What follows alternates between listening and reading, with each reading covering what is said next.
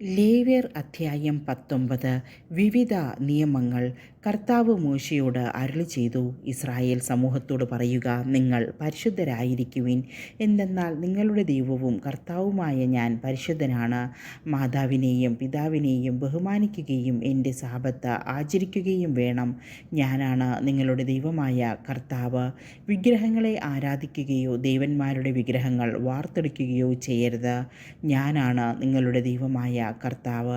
കർത്താവിന് സമാധാന ബലിയർപ്പിക്കുമ്പോൾ നിങ്ങൾ സ്വീകാര്യരാകത്തക്ക വിധം അർപ്പിക്കുക. അർപ്പിക്കുന്ന ദിവസവും അതിനടുത്ത ദിവസവും നിങ്ങളത് ഭക്ഷിക്കണം.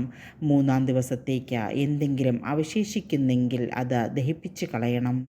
മൂന്നാം ദിവസം അത് ഭക്ഷിക്കുന്നത് നിന്ദ്യമാണ്, അത് സ്വീകാര്യമാവുകയില്ല. അത് ഭക്ഷിക്കുന്നവൻ കുറ്റക്കാരനായിരിക്കും. എന്തെന്നാൽ അവൻ കർത്താവിൻ്റെ വിശുദ്ധ വസ്തു അശുദ്ധമാക്കി. അവൻ ജനത്തിൽ നിന്ന് വിച്ഛേദിക്കപ്പെടണം. നിങ്ങൾ ധാന്യം കൊയ്യുമ്പോൾ വയലിൻ്റെ അതിർത്തി തീർത്ത് കൊയ്തെടുക്കരുത്. കൊയ്ത്തിന് ശേഷം കാല പെറുക്കുകയുമരുത്. മുന്തിരിത്തോട്ടത്തിലെ ഫലങ്ങളും തീർത്ത് പറിക്കരുത്. വീണുകിടക്കുന്ന പഴം പറുക്കിയെടുക്കുകയുമരുത്. പാവങ്ങൾക്കും പരദേശികൾക്കുമായി അത് നീക്കിവെക്കുക. ഞാനാകുന്നു നിങ്ങളുടെ ദൈവമായ കർത്താവ്. നിങ്ങൾ മോഷ്ടിക്കുകയോ വഞ്ചിക്കുകയോ പരസ്പരം വ്യാജം പറയുകയോ അരുത്. എൻ്റെ നാമത്തിൽ കള്ളസത്യം ചെയ്യരുത്. നിങ്ങളുടെ ദൈവത്തിൻ്റെ നാമം അശുദ്ധമാക്കുകയുമരുത്. ഞാനാണ് കർത്താവ്. നിങ്ങളുടെ അയൽക്കാരെ മർദ്ദിക്കുകയോ കൊള്ളയടിക്കുകയോ അരുത്. കൂലിക്കാരന് വേതനം നൽകാൻ പിറ്റേന്ന് രാവിലെ വരെ കാത്തിരിക്കരുത്. ചെകിടരെ ശപിക്കുകയോ കുരുടൻ്റെ വഴിയിൽ തടസ്സം വയ്ക്കുകയോ അരുത്. നിങ്ങളുടെ ദൈവത്തെ ഭയപ്പെടുക. ഞാനാണ് കർത്താവ്. അനീതിയായി വിധിക്കരുത്. ദരിദ്രനോട് ദാക്ഷിണ്യമോ ശക്തനോട് പ്രത്യേക പരിഗണനയോ കാണിക്കാതെ അയൽക്കാരെ നീതിപൂർവം വിധിക്കണം. ഏഷണി പറഞ്ഞ് നടക്കുകയോ അയൽക്കാരൻ്റെ ജീവനെ അപകടത്തിലാക്കുകയോ അരുത്. ഞാനാണ് കർത്താവ്. സഹോദരനെ ഹൃദയം കൊണ്ട് വെറുക്കരുത്. അയൽക്കാരനെ ശാസിക്കണം, അല്ലെങ്കിൽ അവൻ മൂലം നീ തെറ്റുകാരനാകും. നിന്റെ ജനത്തോട് പകയോ പ്രതികാരമോ പാടില്ല. നിന്നെപ്പോലെ തന്നെ നിന്റെ അയൽക്കാരനെയും സ്നേഹിക്കുക. ഞാനാണ് കർത്താവ്. നിങ്ങൾ എൻ്റെ കൽപ്പനകൾ അനുസരിക്കുവിൻ. ഒരു മൃഗത്തെ മറ്റിനത്തിൽപ്പെട്ട മൃഗവുമായി ഇണ ചേർക്കരുത്. വയലിൽ വിത്തുകൾ കലർത്തി വിതയ്ക്കരുത്. ചണവും കമ്പിളിയും ചേർത്ത് നെയ്തെടുത്ത വസ്ത്രങ്ങൾ ധരിക്കുകയുമരുത്.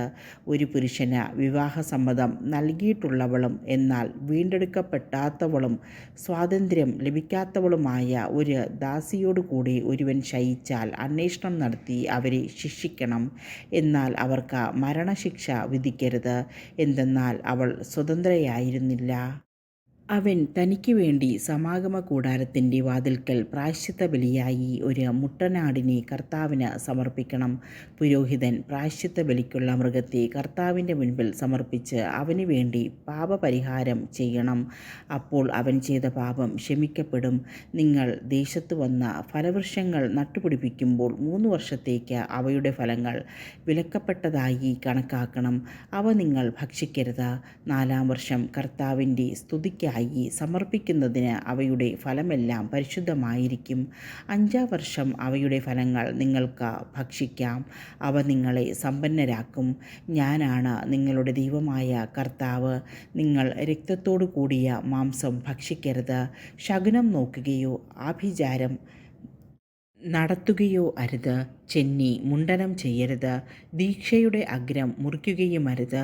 മരിച്ചവരെ പ്രതി നിങ്ങളുടെ ശരീരത്തിൽ മുറിവുണ്ടാക്കരുത്. ദേഹത്ത് പച്ച കുത്തരുത്. ഞാനാണ് കർത്താവ്. നിന്റെ പുത്രിയെ വേശ്യാവൃത്തിക്ക് ഏൽപ്പിക്കരുത്.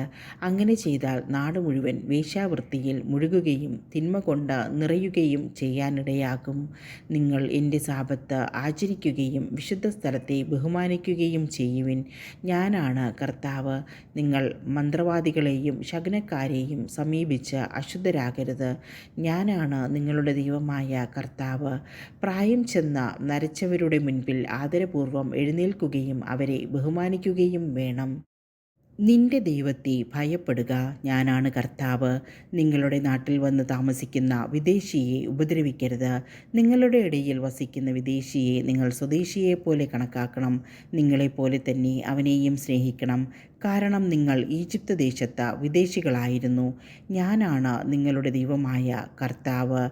വിധിയിലും അളവിലും തൂക്കത്തിലും നിങ്ങൾ അനീതി പ്രവർത്തിക്കരുത്. ശരിയായ തുലാസും കട്ടിയും ഏഫായും ഹിന്നും നിങ്ങൾക്കുണ്ടായിരിക്കണം. ഈജിപ്ത് ദേശത്ത് നിന്ന് നിങ്ങളെ കൊണ്ടുവന്ന നിങ്ങളുടെ ദൈവമായ കർത്താവ് ഞാനാണ്. നിങ്ങൾ എൻ്റെ കൽപ്പനകളും നിയമങ്ങളും അനുസരിച്ച് പ്രവർത്തിക്കണം.